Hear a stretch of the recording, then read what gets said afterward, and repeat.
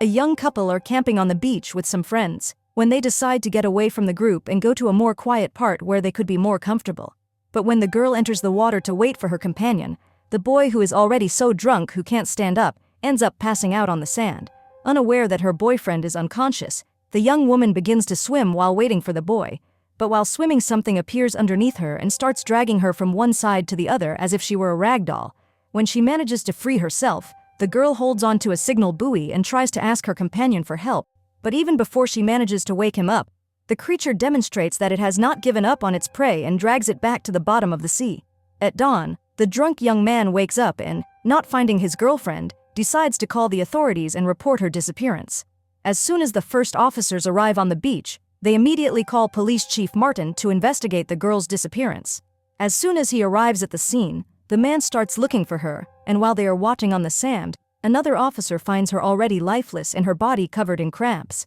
Martin was already filling out the report, and the coroner calls to report the probable cause of death, a shark attack. Knowing the danger that locals and tourists are in, the policeman asks his secretary to list all the water activities that are planned for the whole month, and goes to a construction store to buy some materials to make signs signaling that the beaches are closed. As he is leaving the store, another agent arrives to warn that some scouts are doing a 2-kilometer test on one of the beaches. But as soon as he approaches the place, the mayor of the city comes right behind and prevents him from warning people about the incident and also to interdict the beaches.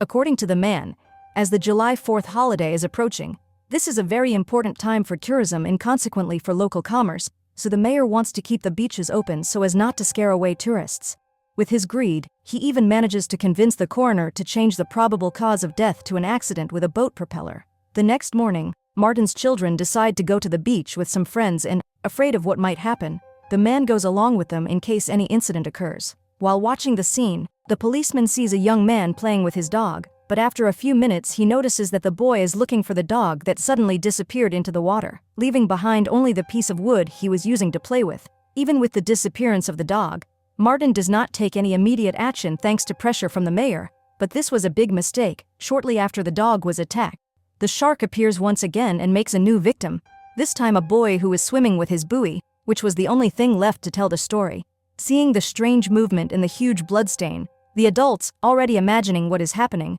run desperately to the edge to help the little ones out of the water. A few hours after the shark attack, the mayor calls an urgent meeting with residents to discuss the measures that will be taken, in addition to announcing a reward of $3,000 for those who eliminate the predator. When everyone is arguing about whether to close the beaches on holiday eve or not, Quint, a shark hunter, starts scratching a blackboard to get people's attention and announces that with his experience, he could locate and shoot the shark with extreme ease, but only for the sum of $10,000. Since the money the man asked for is more than triple what the city and residents are willing to offer, the mayor thanks Quint for his proposal and says he'll think about it, but doesn't even consider paying the entire amount. At dusk, two locals who want the $3,000 reward go to one of the city's marinas and drop a piece of meat into the water, securing the bait to the dock structure with a steel chain to prevent the animal from escaping. However, they quickly realize that it was not a good strategy when the shark takes the bait, and when trying to get away, it manages to take the entire structure with it, including knocking the men into the water and dragging one of them to the middle of the sea.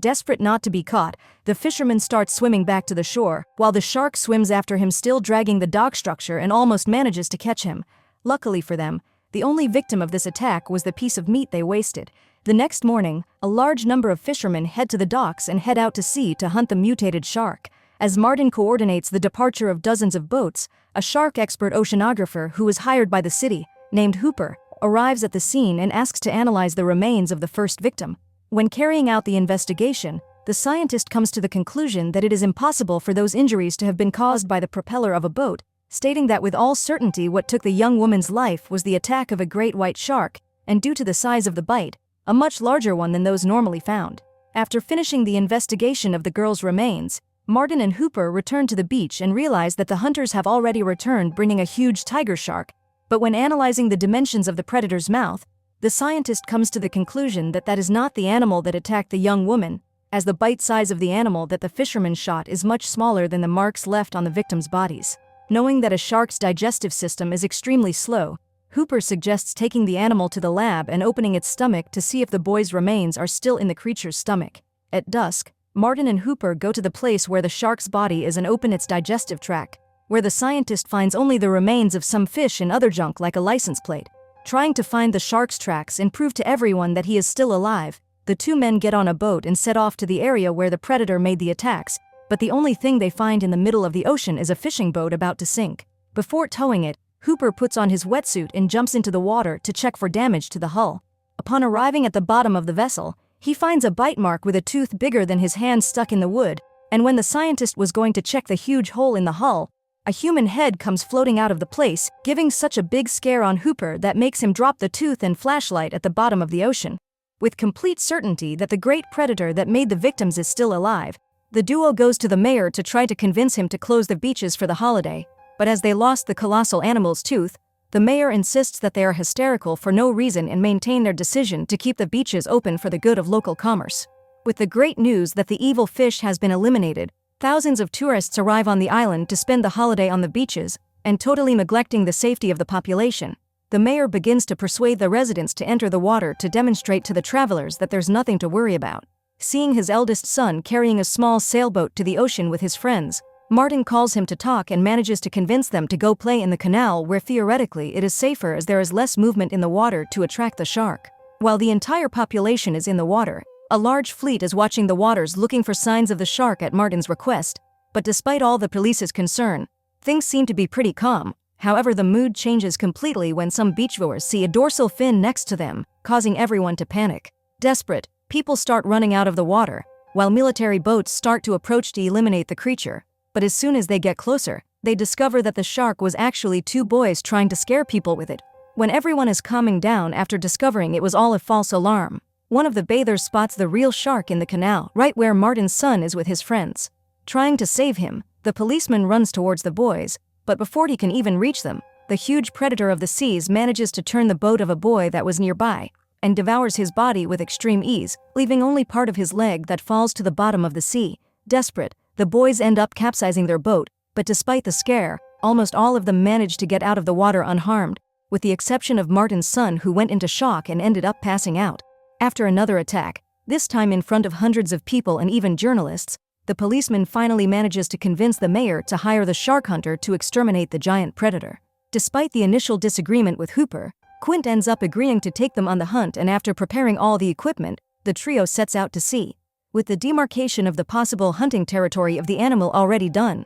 Martin starts throwing some bait in the water, and like all good fishing, the only thing they have to do is wait. After some time looking for signs of the creature, Quint begins to feel a hook on his fishing rod and prepares to pull the shark, but as was to be expected with a creature of this size, the spool line breaks easily. Knowing that the animal is now on alert, Quint asks Hooper to speed the boat in another direction, while Martin throws more buckets of bait to lure him to them. But while the officer is distracted, the huge white shark appears behind him. Seeing the creature's size, Martin immediately says that they should radio for a larger boat, but Quint totally ignores the suggestion and goes to the cabin to prepare his harpoon. After assembling the weapon, the hunter asks Hooper to tie the harpoon string to a barrel, and as soon as the animal approaches, Quint lands a shot right at the base of the huge predator's fin. His plan is to use the thrust that the plastic barrel suffers to prevent the shark from being able to submerge and lose them. But even though it is a great idea, the animal manages to drag the barrel to the bottom of the ocean, causing the trio to lose sight of it. With nothing to do, they head to the cabin and stay there until the hunter monster returns to the surface. In the middle of the night, when they are having dinner, the trio starts to feel some bumps on the boat that takes everything out of place. It turns out that the huge shark of more than 8 meters in length and 3 tons is making several attacks against the boat, which results in several cracks in the fragile wooden hull, through which the water begins to enter. To make matters worse, with the impact the kerosene lamp falls to the floor, starting a fire inside the vessel, and as if that wasn't enough, the mutated shark even ate the boat's wiring, leaving them totally without electricity. After a long night of draining all the water and trying to repair the cracks in the hull, at dawn the barrel they attached to the animal comes back to the surface. Believing that the object has come loose, Quint asks Hooper to bring it back to the boat, but as they are pulling the rope, the huge shark appears in the water right next to them and pulls the tether back out to sea, which ends up injuring Quint's hand with the friction. Wanting to continue after the shark and capture it, the hunter orders Martin to speed up the boat, but he disobeys the order and goes to the cabin to request help from the Coast Guard over the radio. Seeing that his request was completely ignored, Quint is furious and destroys the device with a baseball bat, an extremely stupid attitude, because in addition to being surrounded by the biggest predator in the seas, They're in a very small boat and already badly damaged. After doing this stupidity, Quint takes his harpoon and manages to attach another barrel to the animal, but even receiving several shots made by the men and with even greater thrust, the shark manages to submerge quietly, but only to rise again a few seconds later. Seeing the barrels floating once more, Martin Hooper catches and ties it to the boat's cleats, but the policeman ends up passing the rope behind the scientist, which causes his leg to be crushed against the wooden structure when the shark tries to go to the bottom once again. But their problems seem to have no end. Attached to the boat, the huge creature tries to swim away, which makes the boat almost capsize, which just doesn't happen because Quint starts accelerating, initiating a true tug-of-war with the shark. After some time in this dispute of strength, the giant fish gets tired and goes to the surface to try to break the rope with its bites, but taking advantage of the predator as practically immobile, Quint performs another harpoon shot, trapping the third barrel to the animal's body. Upon feeling the hook, the shark pulls the boat back, realizing that soon everything will be flooded and that the vessel could literally break in half if they continue this tug-of-war. The trio tries to free the ropes from the cleats, but as the rope is extremely stretched by the force that the animal is exerting, Quint has no option other than taking his machete and breaking the metal frames before the predator rips the back of the boat off. Finally free, the shark submerges again, this time withstanding the thrust of 3 barrels at the same time. This animal has simply colossal strength. Even with the vessel almost completely submerged, the creature does not give up and continues to make its attacks, trying to sink them, turning the hunters into real prey. Trying to lure the shark into shallower waters where they could corner it, Quint pushes the engine too hard, which eventually explodes. With no way to get around and knowing that if he doesn't do anything all 3 will be devoured, Hooper decides to enter a water cage and lure the creature close enough until he can hit it with a poison dart. But while he's descending, the mutated fish starts hitting the cage as if trying to open a can of sardines, and to make the scientist's situation even worse, the dart simply falls to the bottom of the ocean, leaving him with no way to defend himself. Not satisfied, the shark continues hitting the cage until it destroys all the bars. As he could die if he stayed inside, Hooper uses the door of the structure that opened behind him and goes out there, taking the opportunity to swim towards a small cave at the bottom, where he could hide while the creature is busy destroying the steel bars. After getting tired of playing with the cage, the mutated fish jumps onto the boat, splitting the back of the hull and tilting the boat because of its enormous weight. The men who believe that Hooper has been devoured are forced to hold on to where they can to avoid falling straight into the animal's mouth, but to Quint's misfortune, a cylinder of compressed air lands right on top of his hand. Unable to hold him, Martin watches the man slide slowly into the shark's mouth where he is completely devoured, starting with the legs. A pretty ironic fate for a shark hunter. With the boat almost completely submerged and knowing that it will be the next one if he doesn't do anything, the policeman takes advantage of the fact that the creature went through the cabin window to attack him and throws the same cylinder of compressed air into the animal's mouth. Wanting to end this nightmare once and for all, Martin takes Quint's gun and goes to the pole where he waits for the shark to try to attack him again, and as soon as the mutated predator appears on the surface, the policeman shoots him right in the cylinder, which was still in the animal's animal, causing a huge explosion from the inside out that generates a true mess with the pieces of shark that fly through the air. Just then, Hooper returns to the surface and finds Martin victorious. Happy that this nightmare is finally over, the pair use the barrels as buoys and start swimming back towards the city.